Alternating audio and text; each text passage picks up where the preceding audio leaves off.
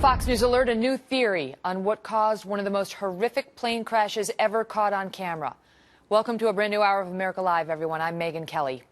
These new questions stem from this horrifying photo of the last moments before the vintage World War II fighter plane plummeted nose first into the stands this weekend.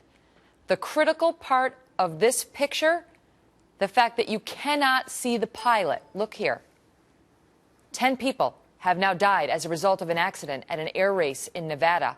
Our own Trace Gallagher just spoke to the NTSB, and he joins us live now with some fresh insight on what may have gone wrong. Trace?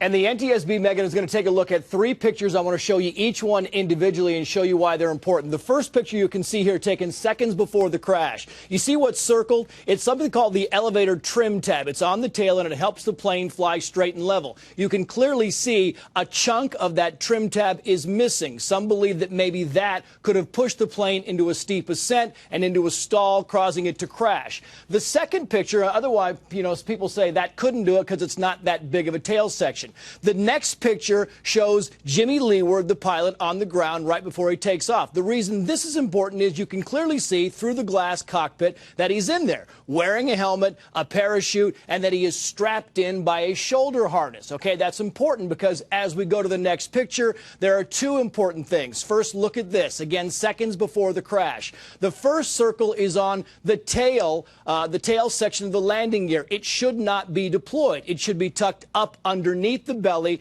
because it's going 400 miles per hour. That adds a great deal of drag. It shouldn't be out there. Now look at the important part. See the circle at the top? There is nothing visible at all inside the cockpit. In fact, you can see all the way through the cockpit to the other side and the wing. Now, the theory here from the NTSB might be that he passed out, that he was unconscious. But remember, he's strapped in by a shoulder harness. Even if he was unconscious, you could still see his head. His head might nod forward. I talked to an aviation mechanic who works on these planes who says he believes that the seat, because it was going 4, 5, 6 Gs, actually fell back. It busted or slipped back, and that Jimmy Leeward no longer had his hands on the controls, and that's why this plane went up and spiraled out of control. Listen to this aviation mechanic now.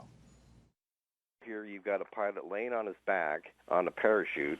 He's got the stick in his hand. It's back and to the right, and he's probably trying to pull himself forward, but the airplane climbs, rolls right, and does a snap roll, stalls, and then it falls out of the sky. And when it falls out of the sky, it's no longer flying. The wing is no longer flying. It's just like a brick. It's falling right out of the sky.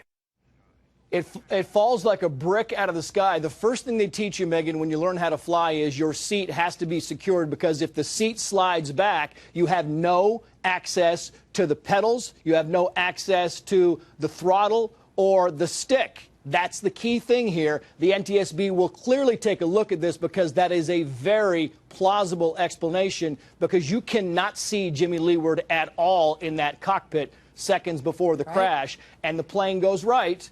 And the plane should have to stay on course, went left. So if he passed out, there's no reason for that plane to go in an uncontrolled spiral. They're going to look at it. It's a theory from an aviation mechanic who works on these. The NTSB will clearly take a very hard look at that explanation. Wow. It is a chilling photograph, though, to see how you can see straight through the cockpit and no pilot appears, in the eye line. Trace, thank you. Okay.